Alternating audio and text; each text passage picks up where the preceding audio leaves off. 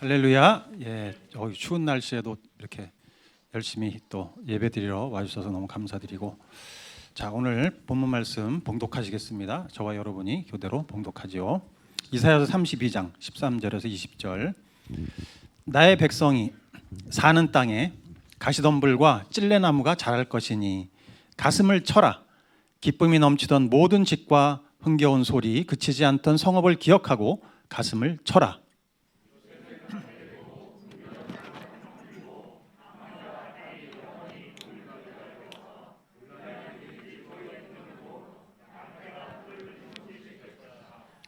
그러나 주님께서 저 높은 곳에서부터 다시 우리에게 영을 보내주시면 황무지는 기름진 땅이 되고 광야는 온갖 곡식을 풍성하게 내는 곡창지대가 될 것이다.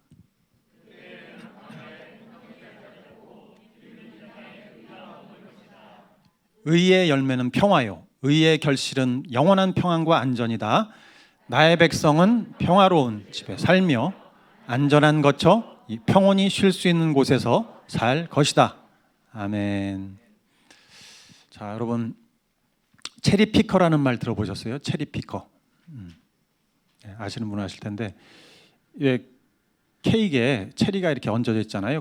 조그만 조각 케이크에 그 케이크에 체리만 이렇게 싹 뽑아 먹는 거. 그게 뭘까요? 저 같은 사람. 예, 하여튼 물건은 사지 않고 그 혜택만 이렇게 챙긴다. 이제 그런 소비자를 체리피커라고 한대요.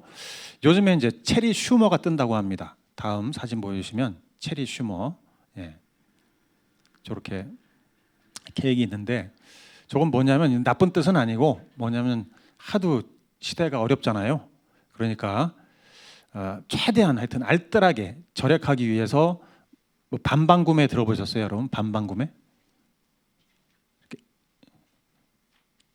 저도 정확한 뜻은 잘 모르겠는데 서로 이렇게 반반씩 구매한다 그런 뜻 아닐까요? 네, 반반 구매 혹은 공동 구매. 다 같이 구매하면 이제 싸지니까 이렇게 이제 전략적으로 구매하는 사람들이래요. 이게 보면은 이제 시대의 흐름이죠. 정말 우리가 얼마나 어려운지.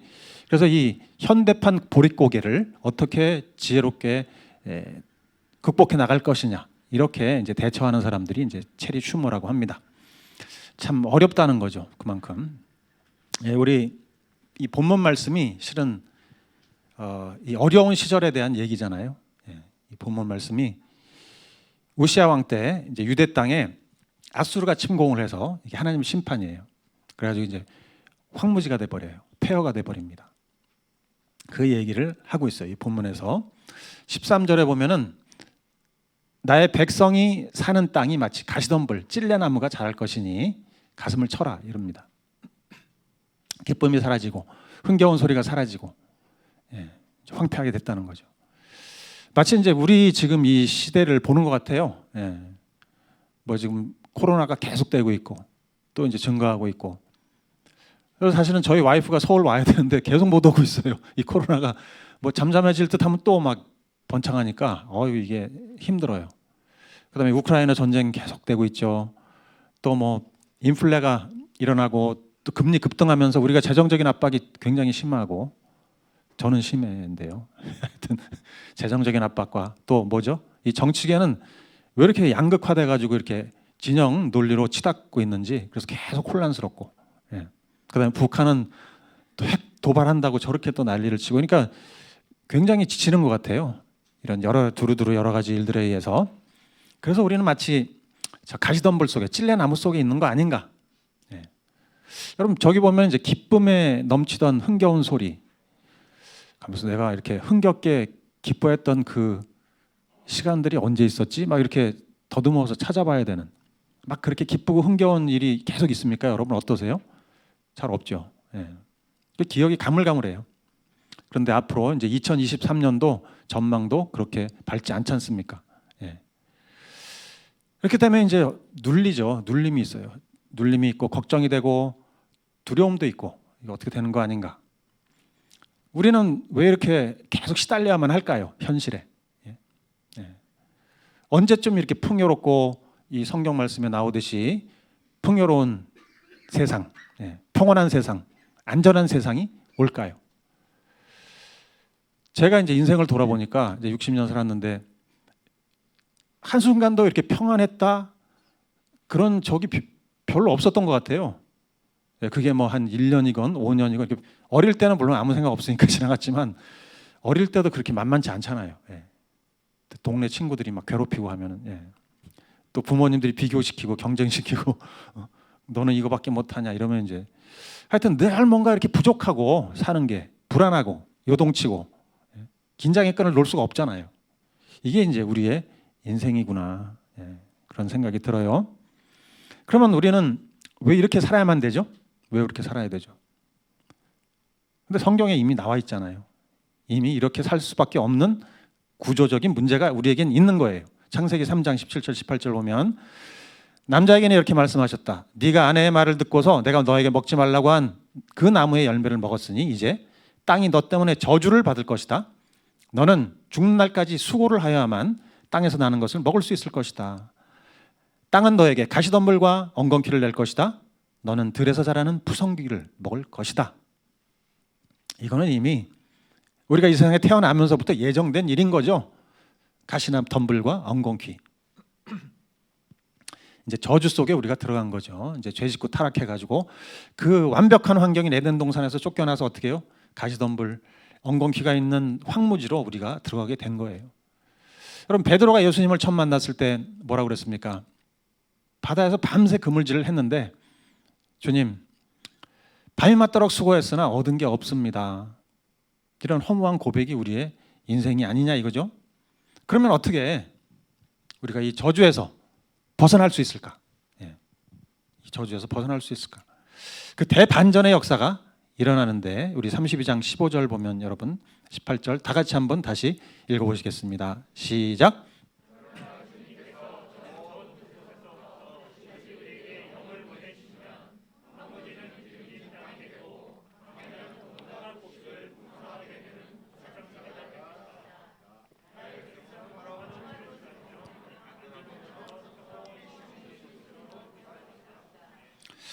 저기 보면 여러분 한순간에 여기 보면 한순간이에요. 15절 18절 그러니까 14절에서 15절로 탁 넘어 한순간에 이제 보면은 황무지가 기름진 땅이 되고 광야가 곡창지대가 되고 전쟁터가 평안한 집이 된다는 거잖아요. 어떻게 이런 일이 일어날 수 있을까 여러분? 어떻게 이런 일이 일어날 수 있죠? 전쟁터 같은 우리 집이 평화로운 집으로 어떻게 바뀔 수 있죠? 황무지 같은 나의 일터가 곡창지대로 어떻게 바뀔 수가 있죠? 여기 보니까 뭐라고 되어 있습니까? 영이 임하시면 하나님의 영이 우리에게 임하시면 성령이 임하시면 이렇게 대반전이 일어난다는 거예요. 성령님이 임하시면 실제로 이 예언이 주어졌던 그 유대 땅에 번영과 평화가 찾아와요. 히스기야 왕 때 성령이 임하셔서 그렇게 회복이 일어납니다. 자, 이 본문 말씀을 보면서 우리가 느끼는 거는 우리가 추구하는 그 평안, 번영, 안전 이런 것들은 우리의 힘과 지혜로 도저히 달성할 수 없는 것이구나.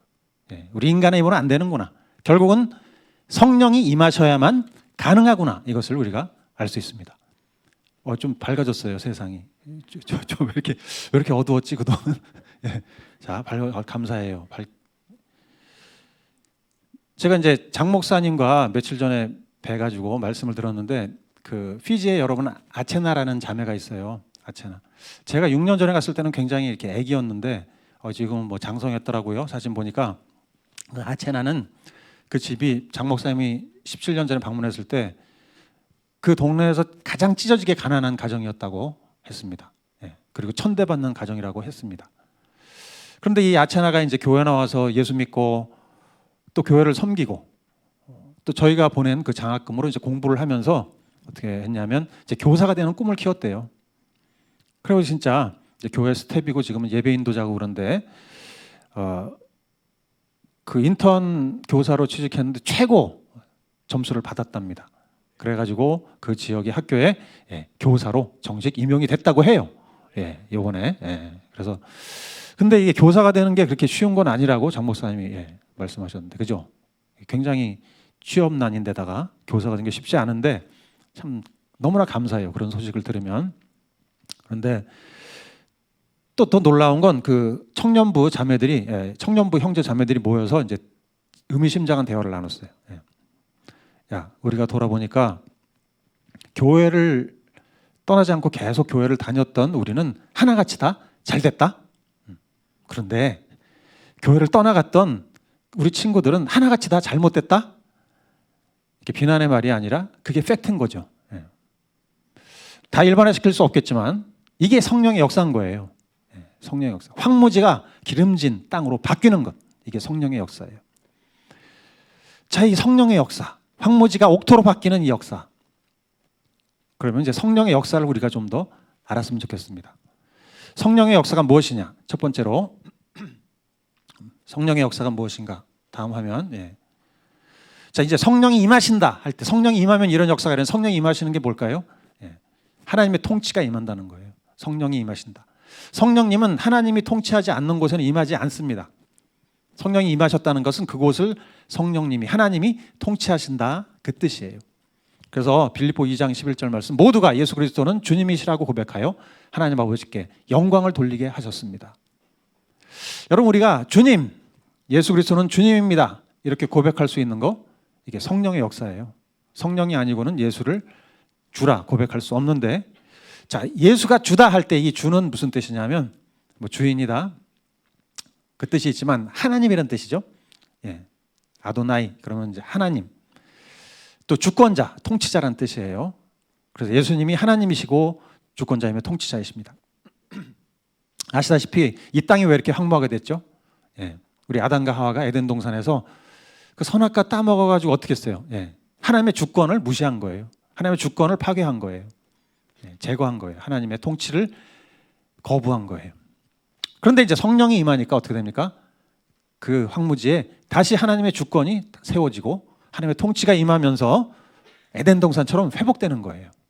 그게 이제 성령의 역사입니다. 성령은 땅의 저주를 제거하세요. 땅의 저주를 싹 걷어가시고 여기에 하나님의 설계대로 원래 창조 질서를 회복하시는 분이 성령님이십니다. 자, 그다음에 성령을 우리에게 주신 이유 뭘까? 성령의 역사 두 번째 화면 보여주시면 성령을 우리에게 주신 이유 뭘까? 바로 새 창조에 우리를 동참시키려고 하시는 것이다. 새 창조. 새 창조는 뭐냐면 황무지를 에덴 동산으로 바꾸는 거예요.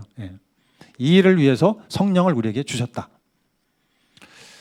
자, 타락하고 하나님은 뭐가 목적이냐면 우리에게 좋은 환경을 주시고 싶어 하시는 거죠. 아까 광대하시다. 그 광대하시다는 건 뭐냐면 한없이 나눠주시는 분이라는 뜻이에요. 선하신 분. 그러니까 본인의 모든 걸 다 우리에게 주고 싶어 하시는데 결국은 이 황무지를 에덴 동산으로 바꿔주고 싶어 하십니다. 근데 이 일을 이제 하나님이 혼자서 하시는 게 아니라 어떻게 하냐면 우리를 초청해서 같이 하자 이렇게 하시는 거죠. 같이 하자. 똑같아요. 이게 여러분 하나님이 에덴 동산을 창조하시고 그냥 우리 인간을 거기에 풀어놓으시고 마음대로 행복하게 살아라 그게 아니고요. 이 에덴 동산을 지키고 가꾸고 다스리고 또 세상을 정복하고 하는 이 일을 인간에게 맡기신 거예요. 인간이 우리가 왜 창조됐느냐? 하나님의 그 창조 사역에 동참하라고 우리를 창조하신 거예요. 하나님은 창조하시는 분이잖아요. 계속 그 일을 같이 하자. 너희에게 맡긴다. 그래서 우리는 이제 대리 통치자예요. 대리 통치자.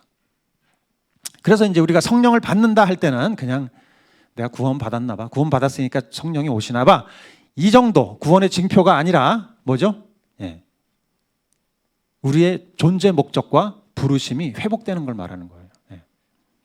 아, 내가 하나님의 새 창조에 동참하는 존재구나. 나의 부르심이 회복되는 것을 말하는 것이에요. 자, 이사야서 11장 2절 말씀 다 같이 한번 읽어보시죠. 시작.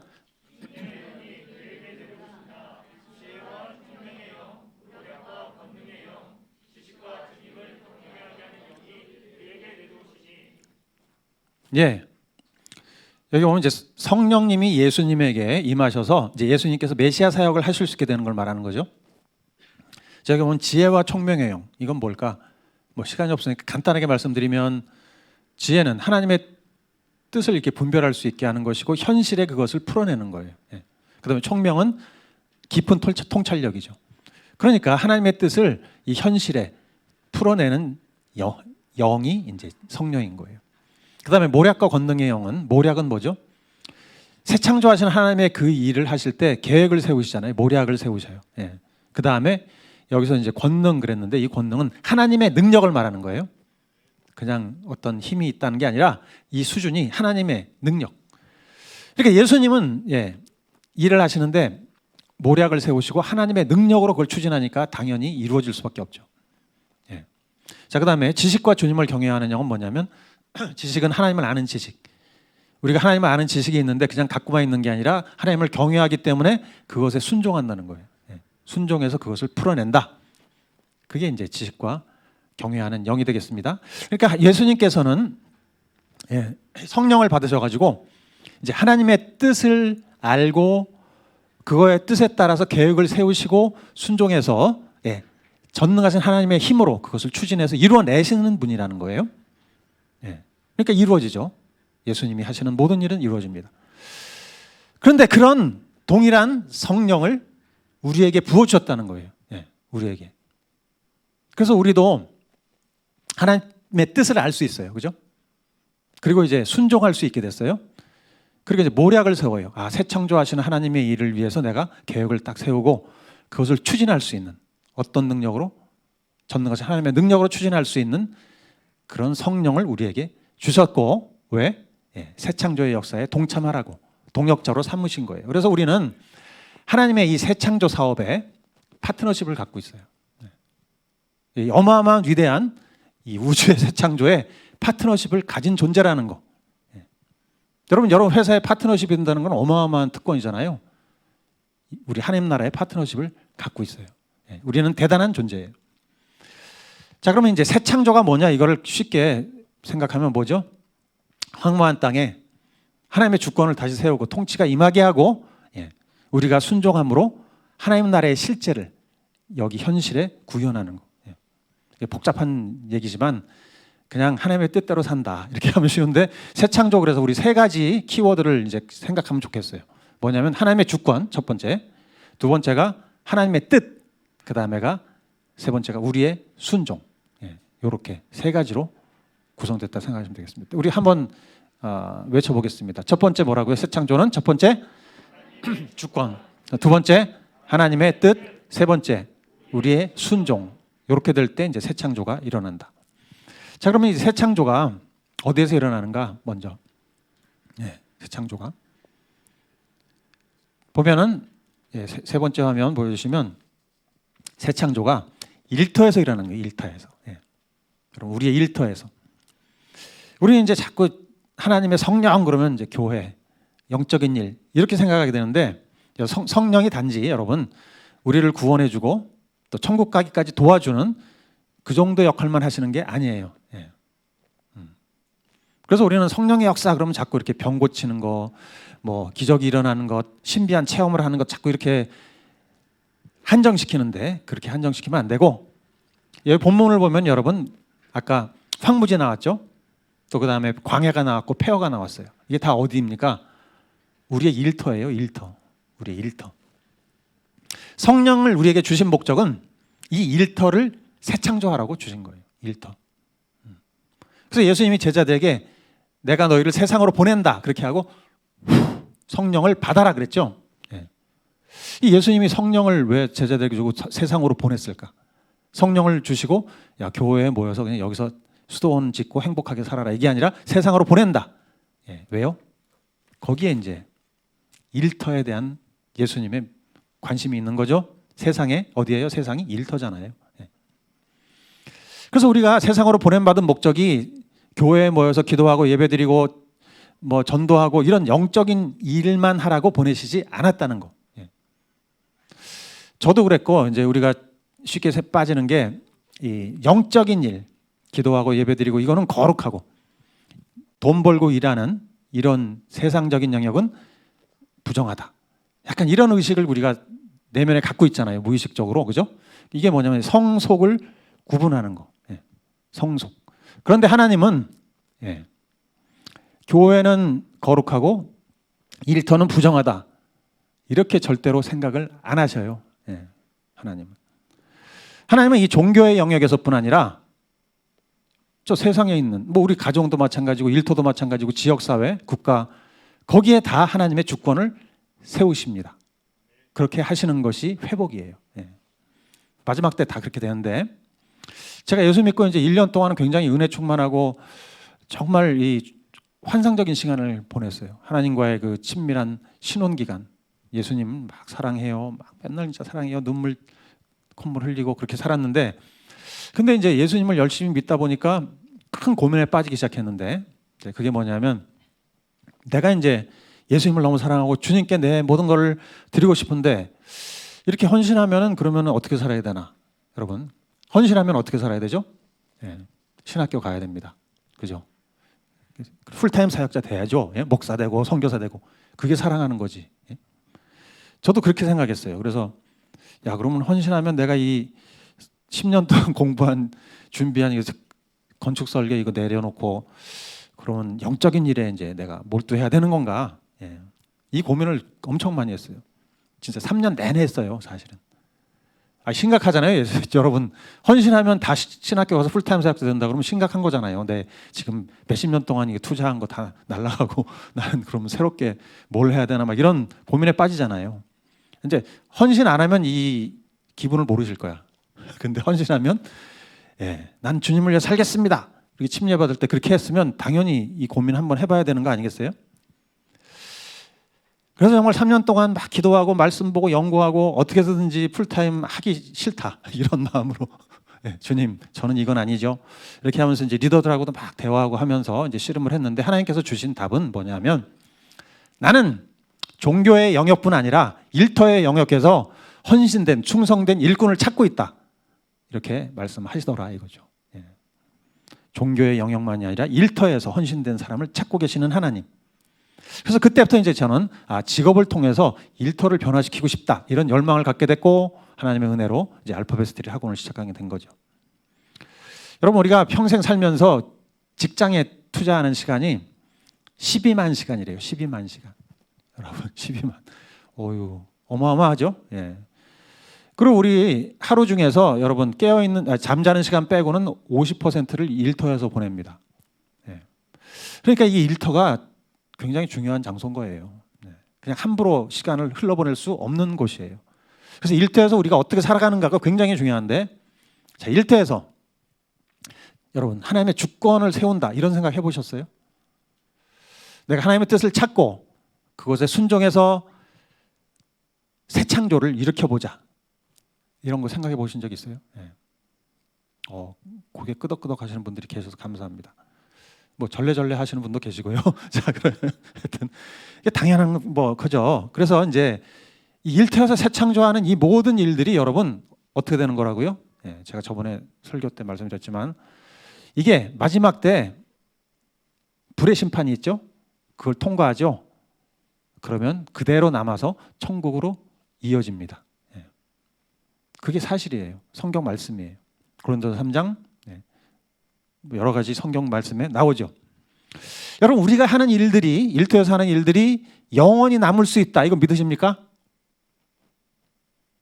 다들 눈을 동그랗게 뜨시고 이렇게 막 집중하시는 건 좋은데 예, 뭐 말도 안 되는 소리 하고 있어. 정말 이렇게 표정이신데 여러분 우리가 하는 일터에서 하는 일이 남아요. 남을 수가 있어요. 저는 그래서 하나교회 모든 성도님들이 일터에서 하나님의 부르심을 찾고 일하심으로 영원히 남는 인생을 사시기를 간절히 바랍니다. 그냥 교회에서 열심히 하고 일터에서 그냥 돈이나 벌자 이런 게 아니고 남는 인생을 사실 수 있길 바랍니다. 자, 그래서 이제 성령 받은 일터 사역자라면 이제 목표가 달라져요. 사는 목표가 달라지는데 이제 일터에서 세 가지 제가 목표를 정하시기를 바랍니다. 제가 뭐 수십 가지가 있겠지만 수만 가지가 있겠지만 세 가지를 줄여서 한번 말씀드리면 이제 먼저 첫 번째 보시면 이제 일터에서 신앙을 실현하는 거예요. 목표가 일터에서 신앙을 실현하는 거. 우리가 교회에서 추구하는 영성 막 열심히 뭐 기도하고 막 이런 건 중요한 것이고 해야 되는데 그 신앙 나 주님을 믿고 사랑해요 고백하고 예배드리는 그 모든 신앙이 여러분 일터에서 녹아져야 돼요. 일터에서. 그걸 녹여내야 돼요. 신앙을. 교회에서 열심히 신앙생활하는데 일터에서는 그 신앙과 전혀 별개로 살아간다? 예. 그게 뭐냐면 이제 성 속의 분리가 일어나죠. 그죠? 예. 교회는 거룩하고 세상은 부정한 곳. 그러니까 분리. 그러니까 영과 육이 분리되는 이중적인 삶을 살게 되는 거예요. 예. 그러면 이제 뭐가 되냐면 이제 우상 숭배로 들어갈 수가 있어요. 예. 이게 그냥 그렇게 따로 분리돼서 한다가 아니라 예. 혼합주의, 우상 숭배로 빠져들어갈 수가 있다. 그래서 일터에서 신앙을 실현하기 위해서 가장 중요한 게 뭐냐면 여러분 뭡니까? 하나님과의 관계죠. 예? 예. 일터에 하나님의 주권을 세워야 된다는 건 뭐죠? 하나님 오십시오. 주인으로 모시고 그 주인의 말을 듣고 살아가는 거잖아요. 일터에서. 예. 하나님과 관계가 가장 중요하죠. 그래서 우리가 친밀함이 생명이다 이렇게 얘기하는 거예요. 하나님과의 친밀함. 나 하나님 알아. 나 예배드리고 맨날 성경 공부하고 다 알아. 그게 아니라 일터에서 하나님과의 어떤 관계 속에서 일을 해나가느냐. 이거 친밀함이 굉장히 중요해요. 그리고 일터가 여러분 우리 힘으로 변할 것 같습니까? 예. 우리 힘으로 뭐 어떻게 이렇게 해본다고 쉽지 않죠. 그거는 우리 힘으로 변화시킬 수 있는 게 아니죠. 예. 이사야서 32장 15절 16절 보면 다시 한번 읽어보죠. 시작.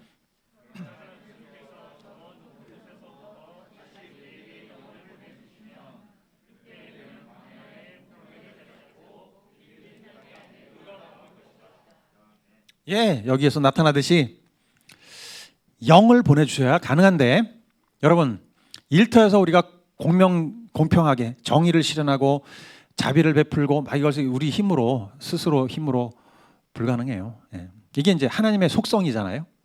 하나님의 속성이기 때문에 우리는 일터에서 대리 통치자로서 하나님의 것을 받아서 풀어내는 역할을 하는 사람들인 거예요. 그래서 우리는 하나님께 나가서 듣고 묻고 이렇게 하면서 풀어내는 거예요. 예. 대리 통치자예요. 그래서 다윗이 이렇게 고백하잖아요. 27장 4절 시편. 주님 나에게 단 하나의 소원이 있습니다. 나는 오직 그 하나만 구하겠습니다. 그것은 한평생 주님의 집에 살면서 주님의 자비로우신 모습을 보는 것과 성전에서 주님과 의논하면서 살아가는 것입니다. 이게 지금 종교적인 율법이기 때문에 막 그렇게 해야 된다는 강박감 속에서 하는 게 아니고요. 이게 나의 삶의 원리고 나의 이게 축복의 근원이고 나의 행복이고 기쁨이다. 예. 난 주님과 날마다 의논하면서 이렇게 나라를 통치하고 일을 진행하는 거 이게 나는 기쁨이야. 예. 왜? 본인의 정체성 뭐죠? 나는 하나님의 대리 통치자로서 이 나라를 다스린다. 정체성이 분명하니까. 여러분 일터 사역자는 뭐냐면 이 일을 하나님이 나에게 맡기셨고 이 여기 영역을 하나님 대신에 통치하는 대리 통치자다. 이 의식을 가지셔야 되는 거예요. 그죠? 그러려면 이제 가장 중요한 게 하나님과 관계의 친밀함. 다윗이 그래서 매사에 주님과 의논했듯이 우리도 일터에서 주님과 의논하는데 여러분 하나님이 교회에만 계신 거 아니고요. 나의 일터에 있어요. 주님의 얼굴이 거기 있어요. 그래서 이제 신학자들이 뭐라 그러냐면 하나님은 일 뒤에 숨어 계신다 이런 말을 해요. 이건 나중에 언제 자세히 말씀드리겠고 하나님이 일 뒤에 숨어 있다고 임재가 거기 있어요. 제가 30년 전에 한국에서 설교 사무를 다녔는데 소장 세 분이 다 학교 선배였어요. 근데 제가 막 그때 초신자였어요. 막 뜨겁게 이제 예수 믿어가지고 그때 그런 때였는데 이분들이 계속 놀리는 거예요. 이제 예수쟁이라고. 그럼 맨날 이렇게 술자리에 끌고 가서 그게 뭐 문화니까 술자리에 끌고 가서 술 마시면서 이제 계속 기독교 비판하고 목사들 비판하고 누구 목사 이렇다더라 저렇다더라 이제 저는 그걸 한두 시간씩 계속 들어야 되고 막 나중에는 막 화가 나서 이렇게 막 뭐라고 하려다가 이제 기도하면서 하나님이 그러지 마라. 그래서 이제 기도했죠. 그 사장님들하고 우리 소장님들하고 직원들 이 직장을 위해서 기도했는데 근데 그렇게 시간이 지나다 보니까 이제 술자리에서 대화 주제가 여러분 막 비난하던 게 그때 구원이 뭐야? 천국은 있는 거야? 야, 너는 하나님을 어떻게 믿게 됐냐? 뭐 이런 이제 영적인 이 얘기로 이렇게 넘어가는 거예요. 그래서 이게 여러분 그래서 한 사람 나로 인해서 그 회사의 분위기가 이렇게 영적으로 바뀌는 거를 보는 거예요. 예? 참 재밌죠? 예. 지금은 재밌다고 생각하지만 그때는 정말 힘들었어요. 여러분, 자 이게 나를 통해서 하나님의 임재가 그곳에 임하는 것이에요. 예. 여러분 요셉 다니엘 한번 생각해 보십시오. 자 그래서 첫 번째로는 우리의 신앙을 일터에서 녹여내는 것을 생각하시고 그 목표를 잡으죠. 그 다음에 두 번째는 선교적인 부르심의 완수예요. 일터는. 여러분, 일터는 선교적인 부르심을 이루는 곳이에요. 그러니까 일은 뭐냐면 선교의 도구예요. 일이 돈벌이의 수단만이 아니고 더 고차원적인 의미는 일은 선교의 도구입니다. 일터는 선교 진고예요. 그래서 이제 내가 일터에서 일하는 것은 선교적인 부르심을 완수하기 위해서 내가 거기 가 있는 건데, 그러니까 여러분 일하면서 나의 선교적인 부르심을 찾으셔야 돼. 내가 그냥 가만히 있다고 해서 하나님이 막 우겨 넣어주시는 거 아니에요. 너는 이렇게 살아야 된다. 우리가 가만히 있으면 아무 일도 안 일어나요. 그냥 일만 하게 돼요. 그냥 질질 끌려가요. 그냥 우리 인생의 반을 투자하는 그 일터가 그냥 시간만 보내는 곳, 부르심과 관계없이 살아가는 허무한 인생이 돼서는 안 되겠죠? 그래서 우리는 기도하는 거죠. 하나님, 내가 왜 여기 있는 걸까요? 주님, 가르쳐 주십시오. 그 답을 찾아야 됩니다. 그래서 이제 성령 받은 이 일터 사역자는 성공에 대한 정의가 바뀌는 거예요. 성공에 대한 정의. 근데 많은 사람들이 예수 믿는다 그러면서 돈을 벌고 경쟁에서 이기고 사다리를 올라가고 이것을 이제 성공으로 생각해요. 그건 이제 세상 사람들, 우상 숭배하는 사람들하고 똑같잖아요. 그러니까 이제 세상에 계속 질질 끌려다니고 부르심과 전혀 관계없는 삶을 살게 되고. 여러분, 일터 사역자는 누구냐면요, 돈, 지위, 명예, 이건 두 번째, 세 번째고 가장 중요한 건 뭐냐? 일터를 새 창조하라는 하나님의 그 선교적인 부르심에 충성되게 살아가는 것이 성공의 그 정의가 되는 사람인 거예요. 내가 이 일터에서 하나님의 부르심을 완수하기라 이렇게 하고 하루하루 살아가는 사람이 그게 성공하는 사람인 것이에요. 저는 또 초신자 때 이제 말씀드렸죠. 이제 직업 갖고 고민을 많이 했어요. 예수님이 나의 주인님이라면 이 직업의 주인이기도 한데 내가 계속 이것을 건축을 해야 되나 말아야 되나 내려놓자니 너무 아깝고 막 하고 싶고 막 그냥 내가 지금 유학원 목적이 내가 이거 학위 받아가지고 설계사무소 차리고 뭐 이런 유명해지고 뭐 이런 건데 이거 다 내려놓으면 나는 뭐 어떻게 되지? 막 되게 두려운 거예요. 하나님이 내려놓으라고 하실까봐. 그래서 기도를 계속했어요. 그랬더니 하나님이 아까 말씀드린 것처럼 주신 말씀이 뭐냐면 너는 먼저 그의 나라와 의를 구해라. 너는 먼저 그의 나라와 의를 구해라. 좋은 말씀이죠. 뭐 그의 나라와 의를 구하는 거 누가 하기 싫습니까? 이제 그게 마치 너 설계를 건축 설계 내려놔라 이런 의미로 막 오니까 막 압박감이. 근데 그게 그 뜻이 아니고 여러분, 그의 나라와 의를 구한다는 게 뭐냐면 먼저 직업을 통해서 뭘 할까 말까 뭘 이런 잡다한 거 생각 내려놓고 너는 일터에서 너의 부르심이 뭔지를 발견하고 그것을 추구해라. 그 말씀인 거예요. 하나님의 정의와 공평과 의와 자비와 이런 것들을 일터에서 풀어내는 그 선교적인 부르심을 너는 확인해라. 그게 그의 나라와 의를 먼저 구한다는 것이죠. 그래서 나의 재능과 지식과 시간 모든 것을 그의 나라와 의에 그 의를 이루기 위해서 어떻게 하면 효과적으로 사용할 수 있을까? 그걸 고민하면서 직업을 이제 골라보는 거예요. 그래서 수년간 기도했어요. 저는 왜냐하면 예수 믿고 나서 제 인생을 한 푼도 낭비하고 싶지가 않더라고요. 낭비. 너는 시간을 아껴라. 때가 악하니라 그러잖아요. 그냥 우리가 이렇게 한눈 파는 사이에 아무 생각 없는 사이에 시간이 5년, 10년 뭐 이렇게 확 지나가잖아요. 정신 차리고 내 인생을 어떻게 해서 가장 효과적으로 그의 나라와 의를 이루는데 사용할 것이냐. 이거를 이제 막 고민한 거예요. 진지하게. 그래서 이제 저는 어떻게 했냐면 여러분 배우자를 고를 때 어떻게 하십니까? 주여 알아보게 해주십시오. 휠이 꽂히게 해주십시오.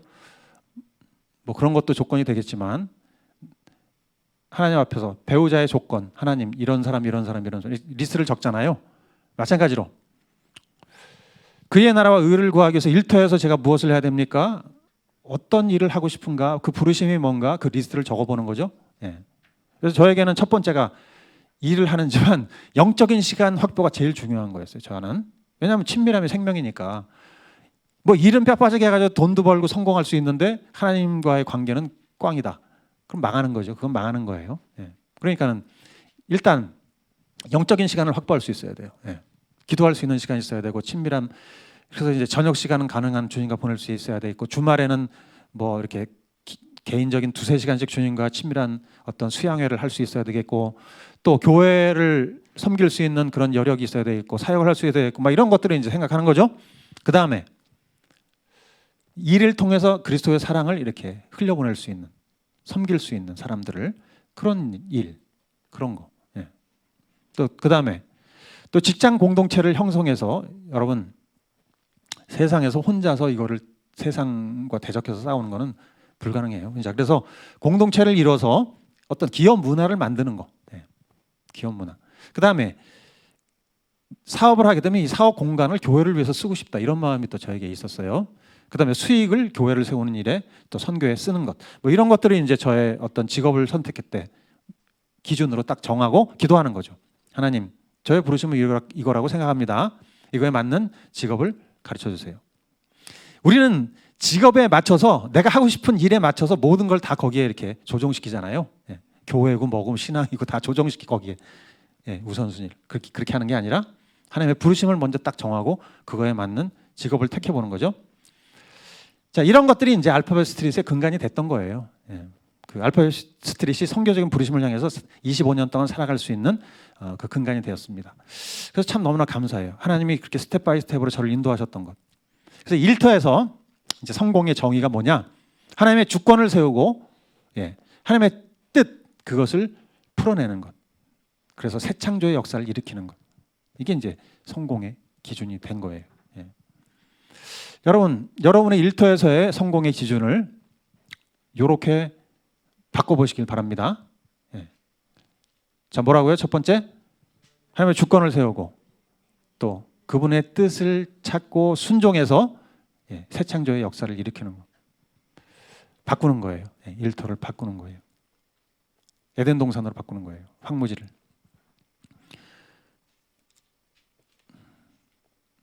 여러분 이렇게 해보고 싶으신가요? 예, 해보고 싶으셔야 그 다음으로 넘어갑니다. 나는 별로야. 그러면 얘기 들으셔야 시간만, 예, 아깝죠. 자, 그러면 1600년대에 이제 저명한 청교도 신학자가 있었어요. 이분은 목사기도 했는데, 이분은 이제 일터 사역에 대해서, 또 비즈니스 윤리에 대해서 많이 연구하고 가르친 분인데, 여러분 그 400년 전에 벌써 이미 청교도들은 이 일터에 대한 관념이 딱 있었어요. 일에 대해서. 이분이 이런 말을 했어요. 만약 그대가 활기찬 삶을 살기 원하고 그대의 영혼과 육체가 그대의 생업에서 잘 되기를 원한다면 선한 소명을 위해 노력하고 그 속에서 다른 이들을 위해서 살아라. 여러분 일터에서 즐겁고 활기차게 일하고 싶으세요? 그죠? 근데 이게 하나님의 뜻이에요. 일터에서 막 죽지 못해서 막 정말 돈 때문에 압박감 속에서 그렇게 사는 게 아니라 즐겁고 기쁘고 활기차게 일하는 것이 하나님의 뜻입니다. 자, 그 다음에 선한 소명.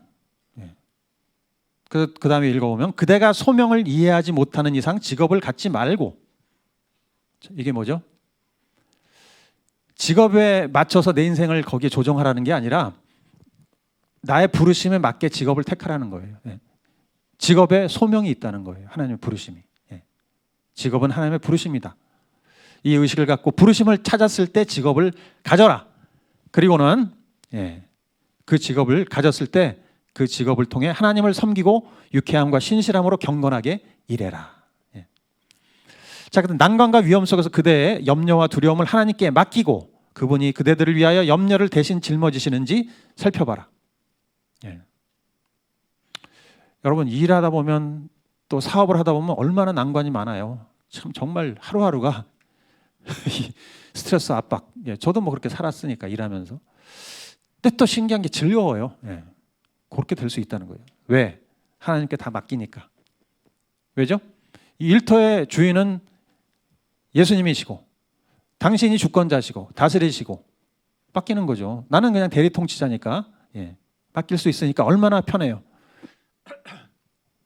모든 사람이 저만 쳐다보고 있으면 정말 힘든데 나는 또 하나님을 쳐다보면 쉽죠. 하나님께서 대신 짊어지신다. 그걸 살펴보세요. 이걸 경험하면요, 일이 재밌어요. 예. 야, 이 모든 짐이 막 너무 힘든데 하나님께 맡기고 가자. 그랬을 때 하나님이 그것을 대신 져주시는 것을 경험하면 이게 정말 익사이팅하죠. 익사이팅. 하나님이 함께 하시는구나. 예. 그 다음에 하나님의 이름을 높이기 위해서 모든 성공 가운데 그대의 마음을 천국의 평안에 둬라. 예. 일하는 게 여러분 성공을 위해서 돈 벌고 막 성공하고 확장시키고 이게 초점이 아니라 성공할 때도 있고 실패할 때도 있고 막 이렇게 하지만 초점이 뭐예요? 하나님 안에서 평안. 예. 왜? 이 일의 사역의 주인은 예수님이니까. 예. 맡기고 나는 평안할 수 있는 거.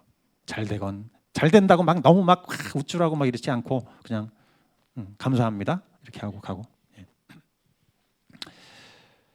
그리고 어둠의 시간과 세력이 다가오면 그대의 직업을 그만둬라.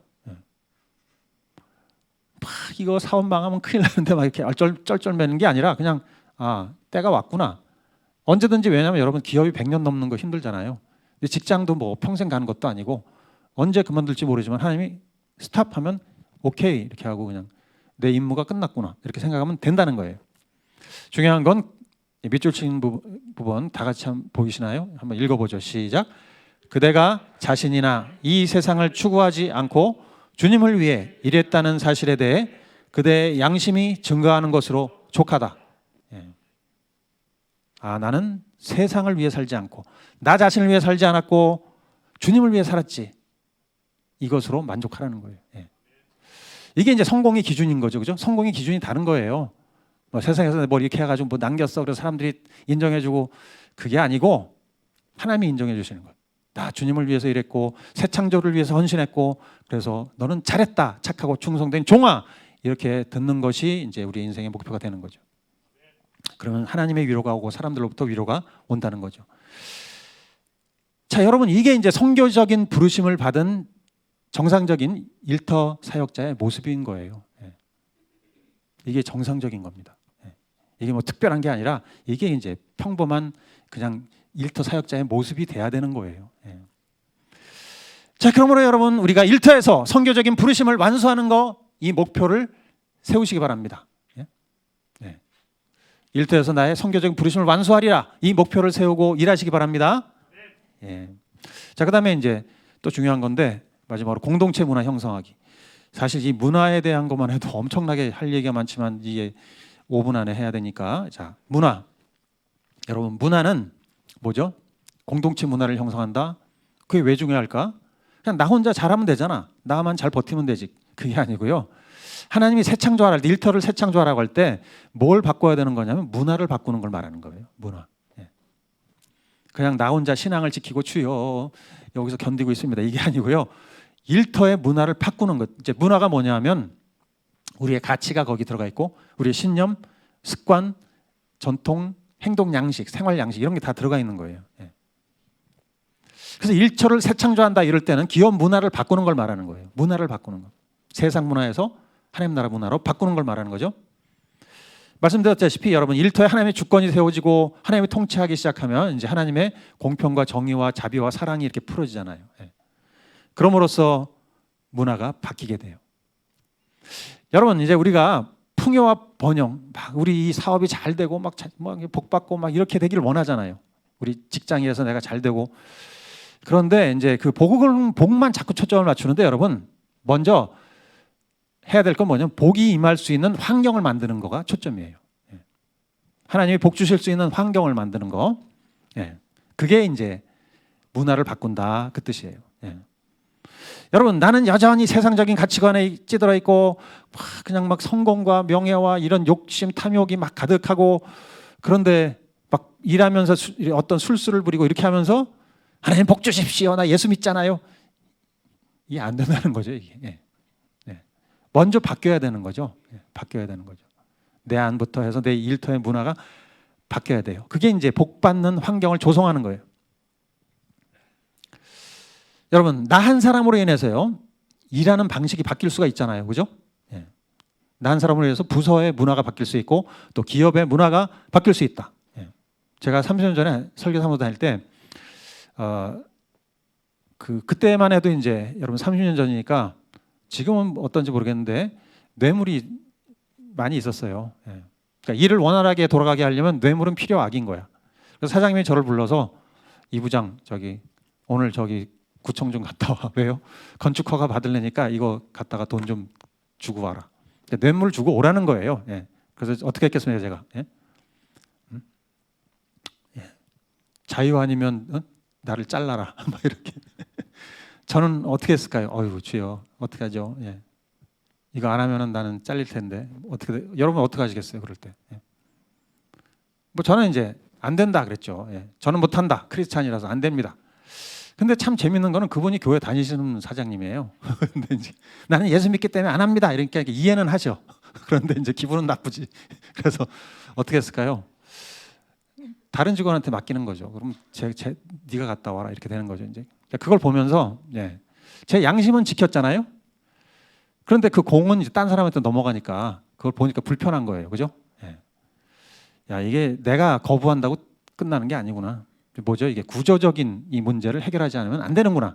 그래서 제가 그때부터 사업을 내가 해야 되겠다 이런 생각을 한 거예요. 그래서 내가 하면서 이 기업의 문화와 뭐죠? 구조를 바꿔야 되겠다 이런 생각을 하게 된 거예요. 자, 공동체가 문화를 형성한다는 게 왜 중요한가? 예, 뭐가 삑 하는 소리 나지 않았어요? 뭐죠? 예, 자 그래서 성령님이 감동하신 거예요 지금. 자 그래서 공동체가 문화를 형성한다는 게 뭔지 한번 저는 이제 알파벳 스트립밖에 없으니까 제가 사업을 해본 게 이게 예를 들어서 한번 생각해 보는 거예요. 자 아까 말씀드린 것처럼 이제 이 문화가 가치인데 예. 하나님과의 관계를 우선하는 가치, 하나님과 관계. 그래요. 우리는 친밀함의 생명이니까 하나님이 아니면 이 일이 굴러가지가 않고 하나님의 영광이 떠나가면 우리는 의미가 없으니까 하나님과 친밀함을 최우선의 가치로 세우고 그래서 어떻게 해요? 주직에 저녁에 시간을 낼 수 있어야 되겠고 그다음에 주말에는 당연히 이렇게 신앙생활을 할 수 있어야 되겠고 또 그다음에 그렇게 하면서 또 휴가 여름 겨울 열흘씩 휴가를 딱딱 갖고 또 우리는 안식달 안식년 해가지고 이제 재충전이 필요하다든지 해외 선교를 나갔다 와야든지 그럼 그걸 이제 활용하는 거예요. 이제 그렇게 할 수 있는 업종이 보니까 그때 이제 장동인 목사님이 이 업종을 딱 추천해 주신 거예요. 그걸 찾고 있었는데 어린이 영어학원이 참 좋다. 그래서 보니까 진짜 이게 시간이 딱딱 맞고 우리가 원하는 거에 딱 맞는 거예요. 그래서 시작한 거예요. 네. 근데 두 번째가 가족 같은 분위기죠. 가족 같은 분위기. 우리 직원을 그냥 일꾼, 뭐 이렇게 돈벌이를 위한 일꾼들로 생각하는 게 아니라 우리는 이제 영적인 일을 같이 하는 가족이다. 그렇죠? 뭐 물론 신앙은 없다 할지라도 다 동일하지 않다 할지라도 그래서 이제 한 사람 한 사람을 이제 가족처럼 존중하고 챙기고 이런 것들을 하는 거죠. 인격적으로 대하고 예, 뭐 운전하시는 분이라고 해서 이렇게 막 낮게 보고 이렇게 하지 않고 우리는 다 같이 예, 우리 한 식구다 이렇게 생각하고 그래서 이제 초창기에는 제가 굉장히 이렇게 뭐 제가 그때는 이제 풀타임 사역이 아니었으니까 교회에 예, 풀타임 사역자로 세워진 게 2000년 지나서니까 처음에는 제가 직장에 이제 많이 인발부 됐죠. 그래서 직원들과 시간을 많이 보냈어요. 예. 그래서 이제 선생님이 새로 오시면 환영회, 또 떠나시면 환송회 이런 거 계속 주관하고 참여하고 또 MT도 같이 가고 또 그다음에 뭐죠? 하여튼 어려운 일이 생기면은 또 같이 그것을 이렇게 헤쳐나가려고 애쓰고 같이. 자 그래서 지금 생각하면 그때가 참 즐겁고 행복했어요. 보니까. 이제 그렇게 일하는 거구나 이런 생각이 드는 겁니다. 그래서 지금도 가만 생각하면 이렇게 기억이 새록새록 올라와요. 예, 그때 기억이. 자, 그다음에 이제 정직. 여러분 이제 알파스트의 모든 가치를 다 쓴 건 아니고 몇 가지만 정리한 겁니다. 자, 정직. 예. 뇌물을 쓰지 않는 거. 근데 초창기에 이제 사업을 하다 보니까 수많은 사람이 찾아와서 돈을 달라고 해요. 예. 힘들었어요. 예. 근데 그걸 다 이제 거부하고 버티니까 이제 괜찮아졌는데 세금 문제도 마찬가지죠. 세금 문제도 저희는 수입 지출을 있는 그대로 다 보고를 했는데 그러다 보니까 세무서에서 딱 요주의 인물로 이렇게 지정을 하더라고. 우리는 정직하게 하는데 왜 요주의? 대부분이 그렇게 안 하니까 우리만 딱 눈에 튀는 거예요. 예. 그러니까 결국에는 나중에 국세청에서 조사가 나와서 한 달 반을 조사했다고 그랬잖아요. 예. 탈탈탈 막 털었는데 한 달 반을 5명이 달라붙어서 아무것도 안 나오니까 불러서 정말 정직하게 잘하셨네요. 그러면서 국무총리상 성실 납세자로서 국무총리상을 주겠다는 게 아니고 후보에 올리겠다 이렇게 했는데 안 주더라고요. 자, 그래서 하여튼 거기까지는 올라가 봤다. 그래서 하나님께 그 국세청 직원들 앞에서 참 면이 서는 거죠. 예수 믿는 사람으로 목사가 또 사업을 한다는데 면이 섰어요. 하나님께 영광을 돌릴 수 있었어요. 자, 그다음에 이제 사랑의 섬김인데 이건 뭐냐면 이제 아이 한 명이 굉장히 귀중하죠. 가치니까. 이게 돈이 들어오는 통로니까. 그러니까 그렇게 보는 것이 아니라 정말 이 아이를 하나님이 우리에게 맡기신 귀한 영혼이다 생각하고 주님을 섬기듯이 막 섬겼어요. 그랬더니 어떻게 됐냐면 이제 알파벳 스트릿 그러면 아이 케어를 굉장히 잘한다 이런 소문이 다 퍼진 거죠. 그리고 이제 학습 목표 방법 이런 것도 이제 그 정신이 들어가 있는데 교육 방법도 우리는 이 아이들의 창의성 발달 또 정서의 발달을 위해서 놀면서 공부하자 이걸 이제 교육 철학으로 삼은 거예요. 놀면서 여러분 이제 아이들을 특히 유치부 이런 아이들은 이제 전두엽이 발달하는 시간이니까 꼭 창의성과 사고력이 중요한데 근데 너무 막 주입시켜가지고 막 외워라 막 이렇게 하면 안 되잖아요. 그런데 이제 10여 년 전부터 이게 학부모들의 분위기가 바뀌는 거야. 내가 이렇게 돈을 투자하는데 아이들이 영어 실력이 늘어야지. 그러니까 자꾸 이렇게 4, 5살짜리한테 점수를 요구하고 외우냐 뭐 막 이걸 하니까 그것 때문에 이제 저항이 심한 거죠. 근데 우리는 우리의 방식을 고수했어요. 그러다 보니까 이제 우리 학원은 노는 학원이야 이런 이미지가 이제 굳어져 가지고 애들을 안 보내기 시작하더라고. 그렇지만 우리는 이것을 고수한 거예요. 자, 그다음에 수입의 선교적인 사용. 수입의 선교적인 사용. 당연히 우리가 시작할 때부터 우리는 하나님 이 교회를 세우고 또 선교, 해외 선교를 위해서 한다 이렇게 했기 때문에 수입이 많건 적건 항상 그것을 우선순위를 두고 거기에 이제 흘려보내기 시작한 거죠. 그의 나라와 의를 구해라. 그래야면 나머지를 내가 채우리라. 저는 그걸 믿었어요. 우리들은 다 그걸 믿었어요. 그래서 먼저 흘려보내고 채우시는 하나님을 정말 많이 경험했어요. 정말 책을 막 써도 돼요. 그래서 여러분 아시다시피 우리 선두제학교 지원했죠. 또 키즈카페 있을 때는 그 만함으로 지원했죠.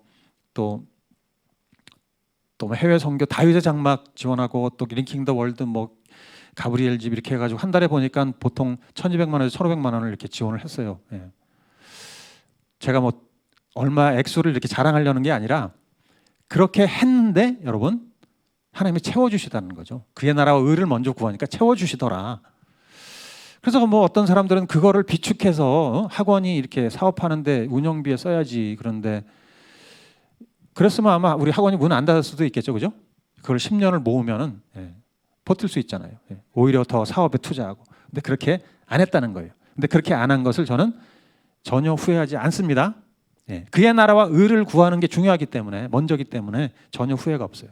우리 아까 존 커튼 목사님의 말씀처럼 어둠의 시간과 세력이 다가오면 그대의 직업을 그만둬라. 그대가 자신이나 이 세상을 추구하지 않고 주님을 위해 일했다는 사실에 대해 그대의 양심이 증거하는 것으로 족하기 때문이다.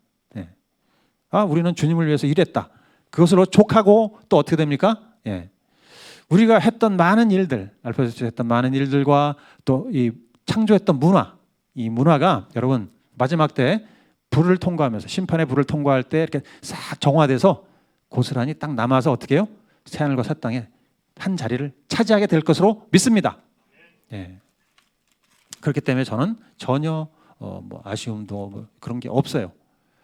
자, 여러분 일터 사역 뭐냐? 이제 결론을 매겠습니다. 일터 사역이 뭐냐? 신앙의 종합 예술이다. 여러분 일터 사역이 신앙의 종합 예술이에요. 다 같이 봅시다. 일터 사역은 신앙의 종합 예술이다. 우리가 교회 다니는 거, 교회에서 신앙생활 열심히 하는 거 어떻게 보면 쉬워요. 근데 여러분 기독교를 대적하고 또 세상 문화가 가득하고 그런 바벨론 같은 일터에서 하나님의 주권을 세우고 하나님의 통치하심을 가져오고 번영과 평화를 추구하는 거 이거는 이제 엄청난 위대한 믿음의 도전입니다. 그뿐 아니라 이 일터 사역은요 우리의 영성 또 우리의 재능, 지식, 또 우리의 시간, 돈 다 들어가는 거잖아요. 영혼육의 모든 것이 다 투입되는 것이 일터 사역이에요. 그러니까 신앙의 종합 예수인 것입니다. 그래서 여러분, 나는 도전합니다.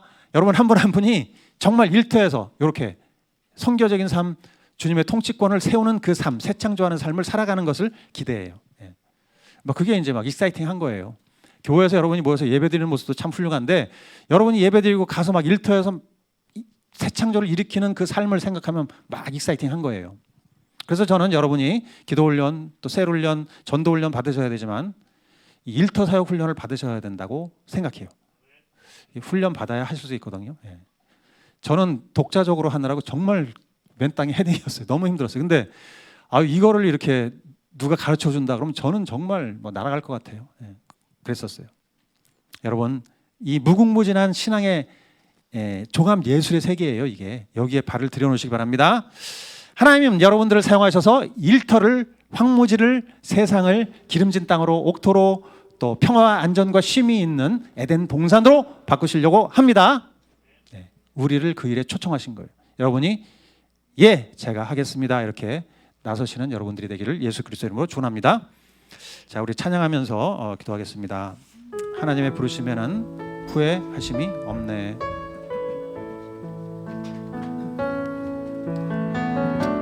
우리 다 일어나셔서 찬양하시고 기도하시겠습니다.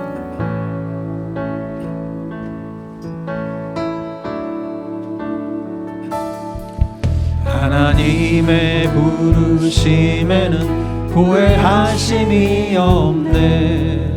내가 이 자리에 선 것도 주의 부르심이라.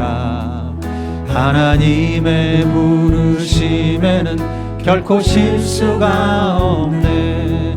나를 부르신 하나님의 신실하심을 믿네. 부르신 뜻 내 생각보다 크고, 날 향한 계획 나의 지혜로 측량 못하나. 가장 좋은 길로, 가장 완전한 길로 오늘도 날 이끄심이네. 하나님의 부르심에는, 하나님의 부르심에는 후회하심이 없네. 내가 이 자리에 선 것도 주의 부르심이라. 하나님의 부르심에는 결코 실수가 없네. 나를 부르신 하나님의 신실하심을 믿네. 신실하심을 믿네. 작은 나를 부르신 나는 알 수 없지만 오직 감사와 순종으로 주의 길을 가리라. 때론 내가 연약해져도 주님 날 도우시니 주의 놀라운 그 계획을 믿으며 살리. 나는 믿으며 살리. 날 부르신 뜻 내 생각보다 날 향한 계획 나의 지혜로 측량 못하나. 가장 좋은 길로, 가장 완전한 길로 오늘도 날 이끄심 믿네. 날 부르신 뜻 내 생각보다 날 향한 계획 나의 지혜로 측량. 가장 좋은 길로, 가장 완전한 길로 오늘도 날 이끄심 믿네. 우리 기도하겠습니다. 여러분 앞에 보시면 기도 제목이 적혀 있습니다. 오늘은 기도 제목 보시고 구체적으로 기도하면 좋겠습니다. 지금까지 내가 일과 신앙을 이렇게 분리해서 살아왔던 이중적인 삶을 회개해야 됩니다. 이 이중, 이게 혼합주의, 이것을 회개하고 또 성공에 대한 개념, 내가 이래서 세상 사람들처럼 이렇게 성공하는 것, 일은 그런 성공의 도구야 이렇게 생각했던 것을 돌이켜서 일은 성교의 도구구나. 그래서 성공의 기준이 이제 돈 벌고 명예를 얻고 유명해지고 이게 아니라 일터에서 하나님의 성교적인 부르심을 완수하는 것, 이것이 성공이구나, 이렇게 바뀌시기를 간절히 원합니다. 이런 마음을 가지신 분들은 주여 크게 부르시며 기도하겠습니다. 주여, 오늘도 나에게 이 말씀을 찬양합니다. 주님 말씀하셨으므로 내가 순종하기 원합니다. 일터에 일에 대한 개념을 바꾸기 원합니다. 일과 신앙을 이 시간에 생활에서 돌이킵니다. 회개합니다. 주님, 일과 세상에서 이 성공을 도움과 성공에 도움을 것을 회개합니다. 내 성공의 기준을 바꿉니다. 주님, 일터에 부르신 성경의 부르심을 따라서 주님께서 세척과를 부르심을 따라서 주의 주권을 세우고 주의 뜻에 순종하여 이 성공의 운동을 처리하는 것을 정말 성공의 기준으로 바꾸겠습니다. 이렇게 바꾸고 내가 보겠습니다. 주님을 축복하여 주시옵소서.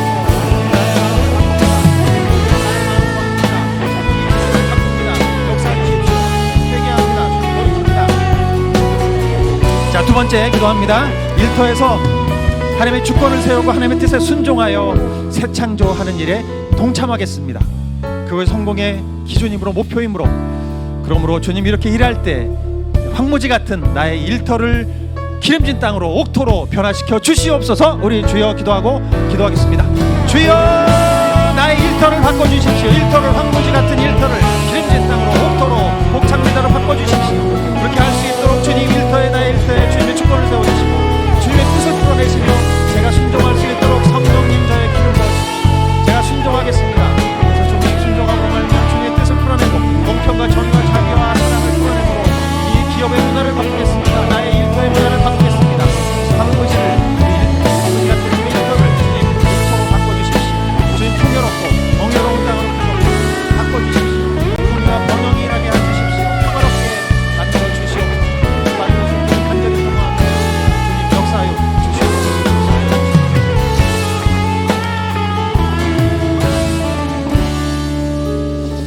하나님 아버지, 주님 이 놀라운 계시를 우리에게 보여주심을 감사합니다.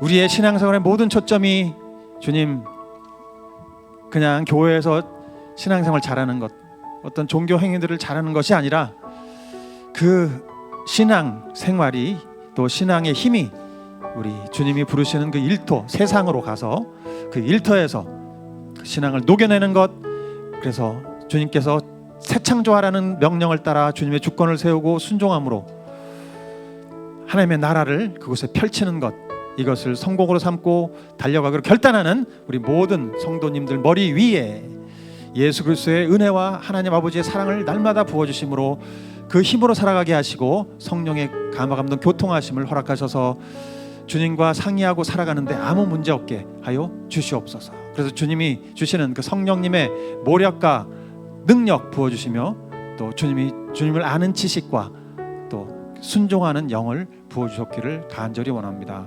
예수 그리스도의 이름으로 기도했습니다. 아멘. 네, 고맙습니다.